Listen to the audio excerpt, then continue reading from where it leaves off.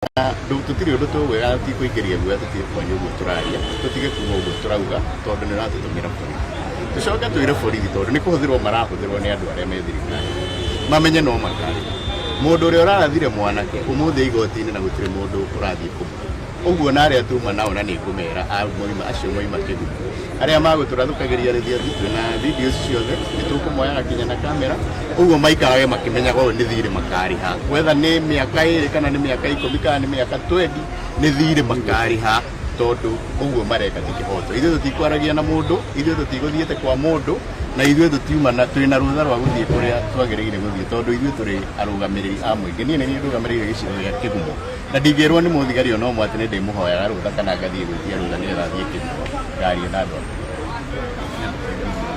andũ arĩa magurarĩte tutimenyete wega nĩrona ndereba wa Mheshimiwa Victor Munyaka ũrĩa warĩ kũrĩa MP wa Machakos Town nĩ muona ũrĩa agurarĩtio nĩ aingĩ na nĩkĩo turenda kũmenya nĩ igana tondu ithuĩ tũtirĩ haha matuobanĩria andũ othe nĩ kũra morire na amwe tũtinamenya kũrĩa mathire no nĩ tũkũmenya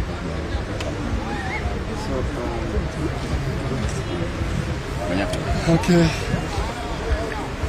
My name is Victor Munyaka, Mheshimiwa, from Machakos Town. I want to say today we went to attend the church service at AIPCA somewhere in Murang'A at the invitation of the area member of parliament and the church and myself including Wakili Ndengwa and the Senator Wambua Kio had a message from Honorable Stephen Kalonzo, who you all know that is in Europe, is in the UK. And so he told us to go for that church service because if he was around Kenya, he would be there present. I also understand that Rigathi had also sent Honorable Mevi and all the principals had sent representatives to that church because it's a church event which was planned long time ago. So myself, I came faithfully for that worship and the deacon actually blessed us with oil. And everybody felt it was a good day. As we were coming out, the church is somewhere downhill. So as we were joining the main road, coming from the church, we were ambushed by the police. Without our awareness, they started eating our cars. One particular police officer had a very big stone, and they eat my Range Rover, the windscreen, so even the driver could not be able to see. But I want to thank God and my driver because the swift action actually saved us because he swerved and went downwards. Otherwise, during that particular moment, 3 bullets passed through the body of my car and I was particularly the target and I believe it was an attempted assassination.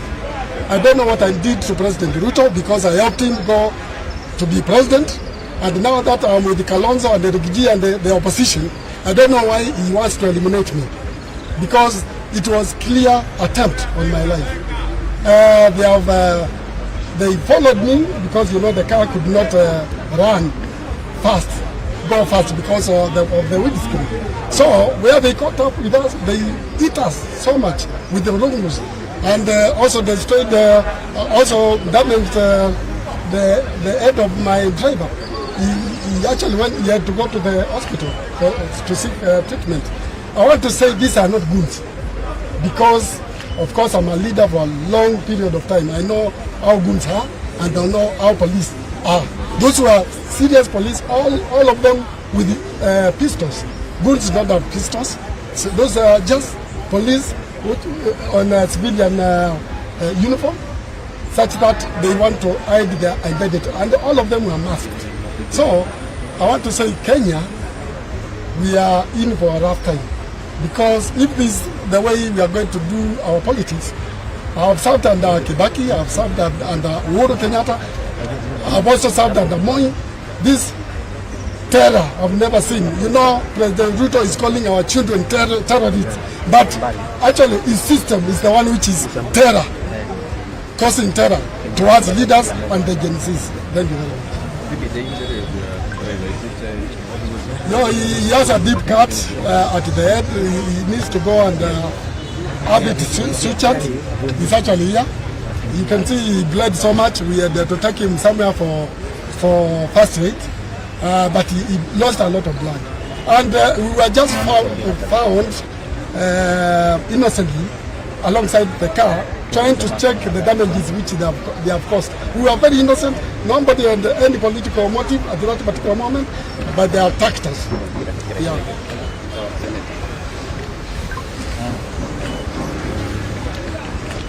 So I really don't think I need to repeat what has been said by my colleagues. All we want to say is that the reign of terror visited Murang'A County today.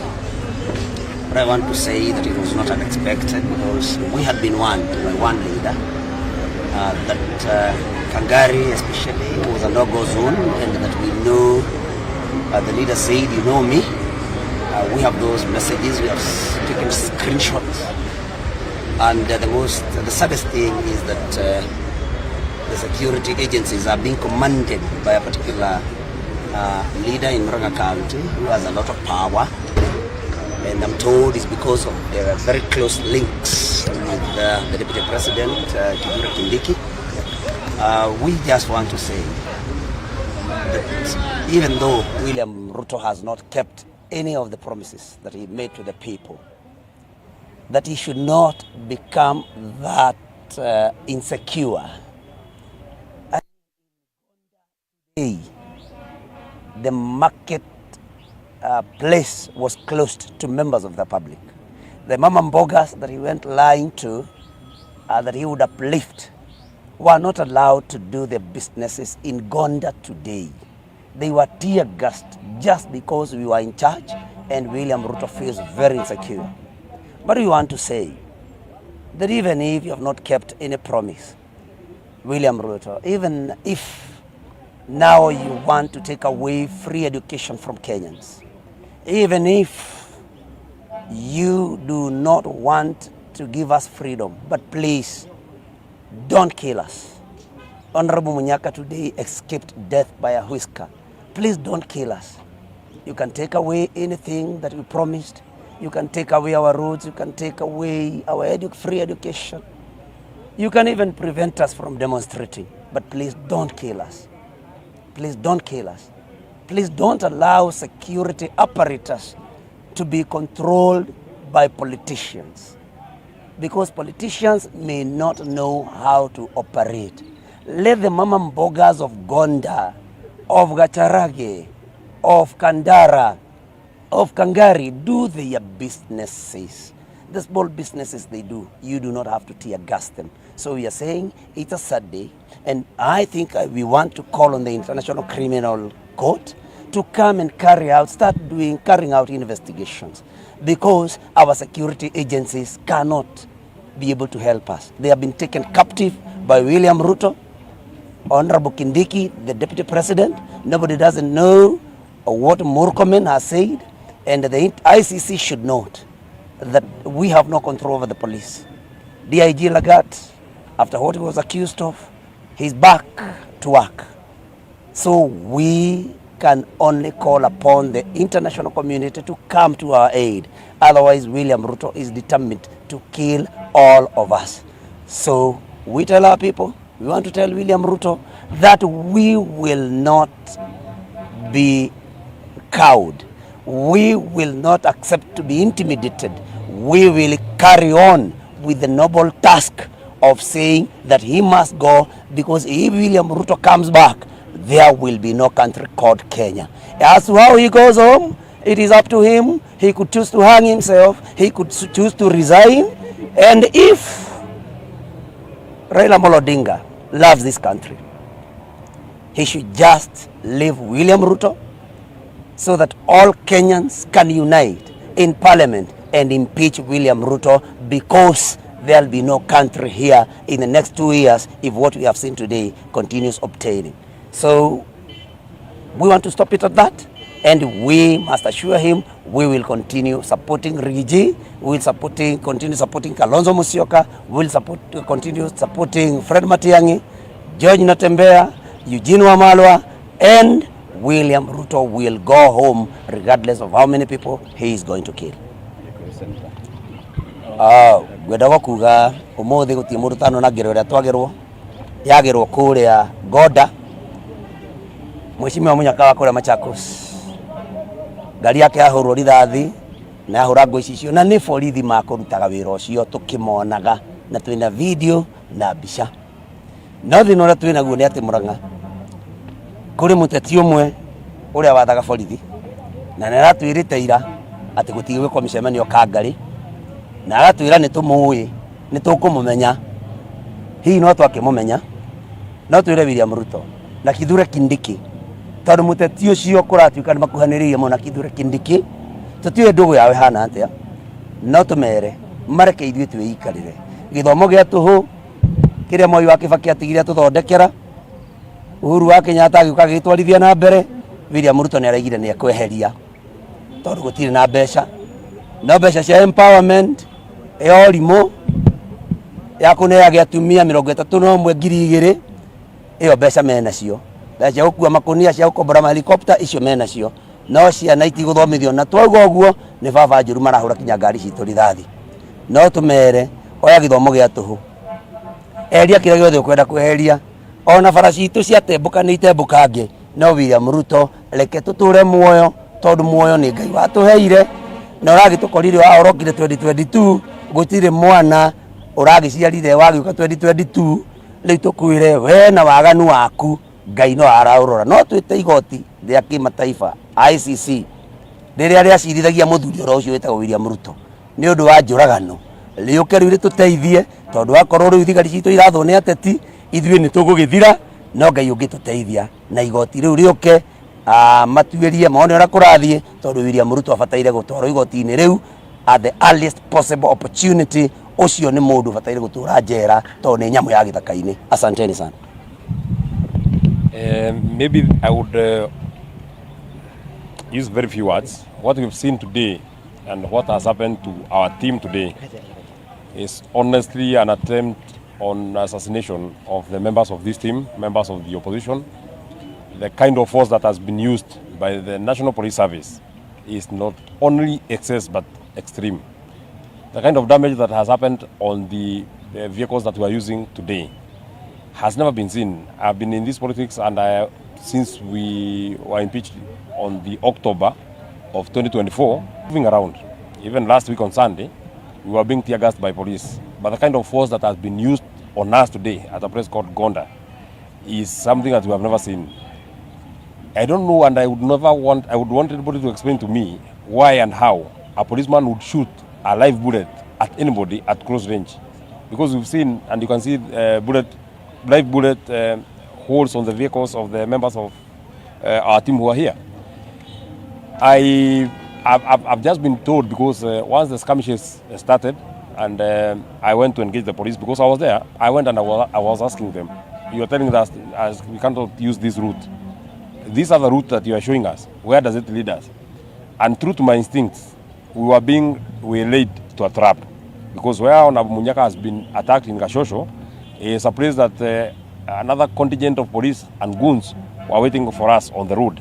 So the police at the Gonda Center were pushing us further down the road where we were being attacked by goons and policemen in uniform.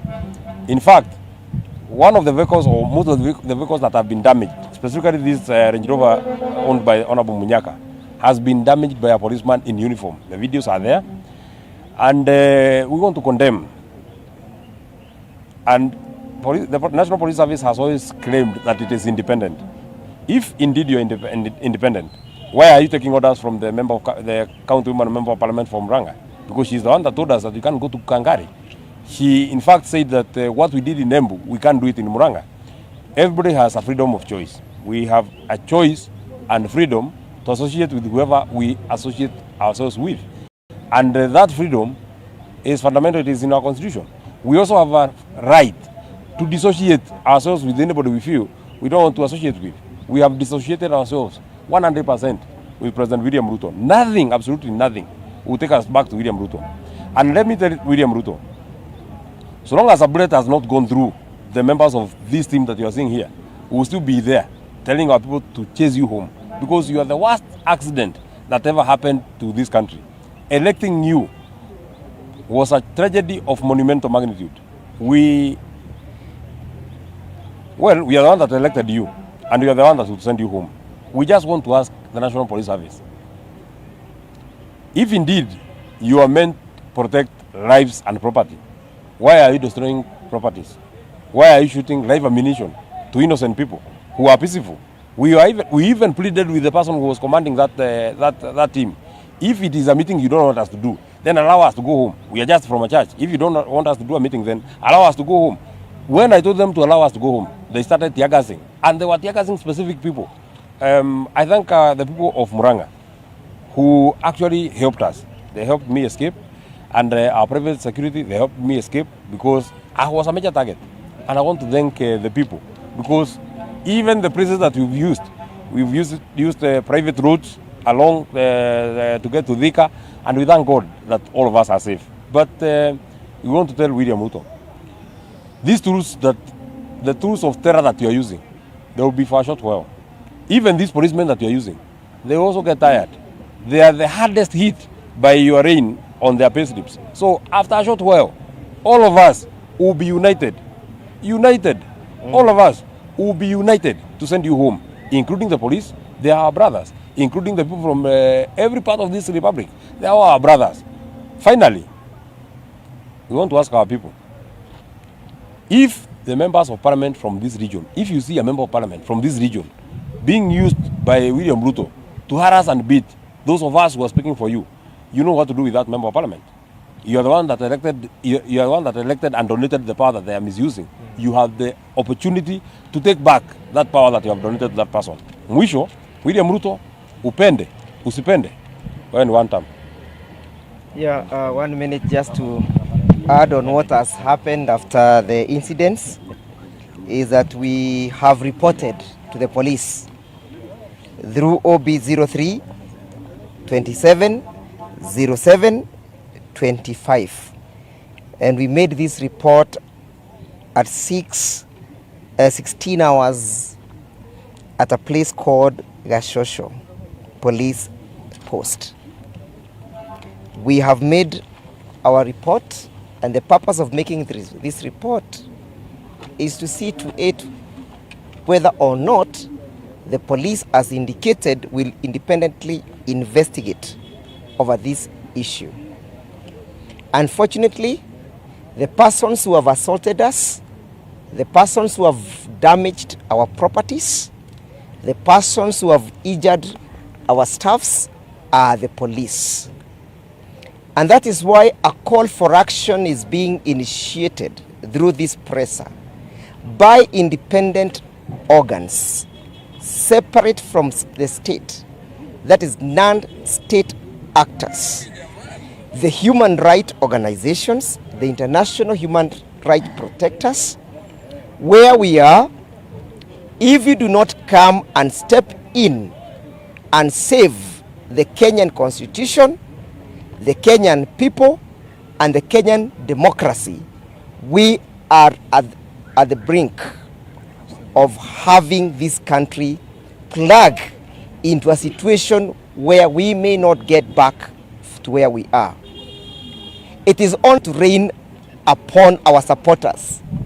They were ready to take on the police, and you just have to understand what would have accrued or resulted from such kind of an engagement.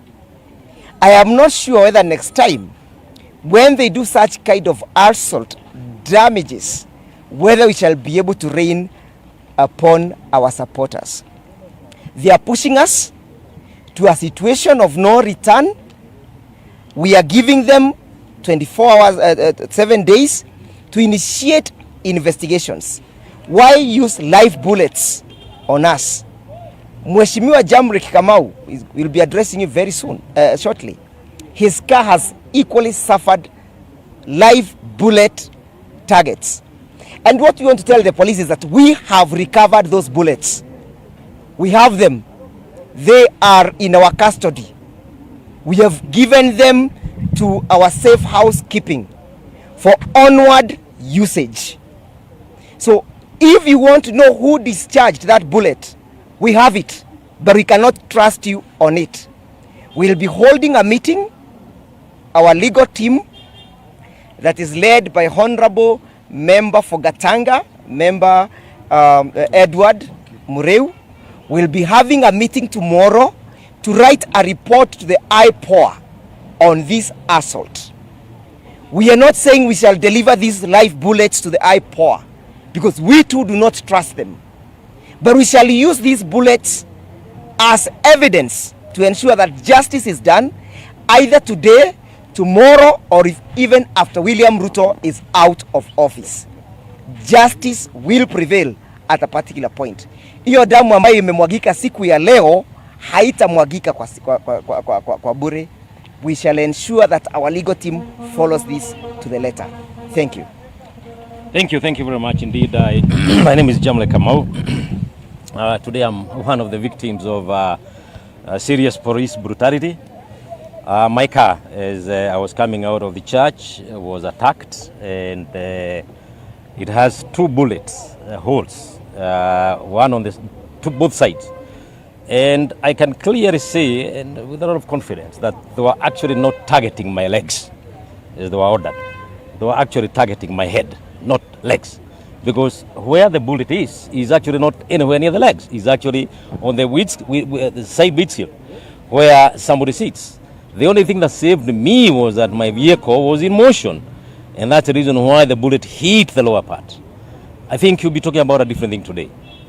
But I want to address William Ruto. William Ruto, I know you. You know me. We have worked together before. I was present when you, with your own mouth, said that never again in Kenya shall we shed blood on account of political competition. Now we are back to what you had said. This is blood being shed. If that bullet hit me, Your Excellency, William Ruto, what would you have told my children today? What would you have said? If I was away, if I went down today, William Ruto, is that your happiness, honestly? I think there comes a time when human life becomes more dignified than anything else in this world. It is time for us to sober up.